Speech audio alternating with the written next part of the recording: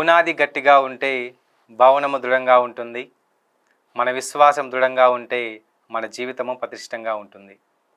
క్రీస్తు నాథుని యందు ప్రియమైన సహోదరి సహోదరులారా, తల్లి శ్రీసభ మనలను మన విశ్వాసం ఎంతవరకు ఉంది, మన విశ్వాసం ఏ విధంగా ఉంది అని ప్రశ్నించుకోవడానికి నేడు మనలను ఆహ్వానిస్తుంది.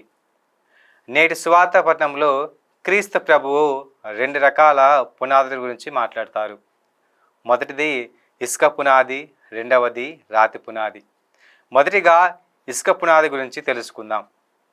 క్రీస్తు ప్రభువు ఇలా అంటారు, ఇసుక పునాదిపై కట్టిన ఇల్లు గాలి తుఫాను వరదలు వచ్చినప్పుడు పతనమైపోతుంది అని ప్రభు పలుకుతున్నాడు. అంటే ఇక్కడ ఇల్లు అనేది మన జీవితము, పునాది అనేది మన విశ్వాసము. మన విశ్వాసం గనుక ఇసుక నేల వలె బలహీనంగా ఉంటే సైతానుడు మన జీవితంలోకి ప్రవేశించి ఆ భవనాన్ని కూల్చేస్తాడు.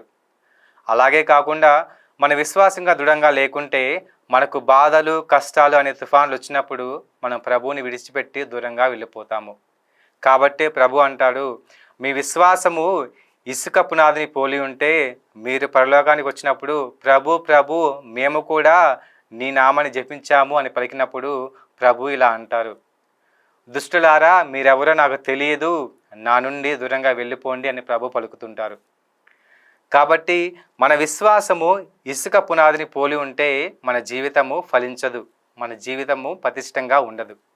ఇక రెండవది, క్రీస్తు ప్రభువు రాతి పునాదిపై కట్టిన ఇల్లు దృఢంగా ఉంటుంది అని పలుకుతున్నారు.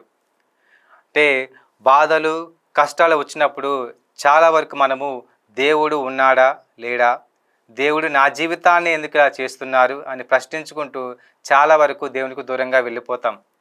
కానీ మన విశ్వాసం రాతి పునాది వలె దృఢంగా ఉంటే ఎటువంటి సమస్య వచ్చినా కానీ, ఎందరూ ఎన్నో అనుకున్నా కానీ, ఎన్ని అవమానాలు వచ్చినా కానీ ప్రభువుకి అంటిపెట్టుకునే ఉంటాము.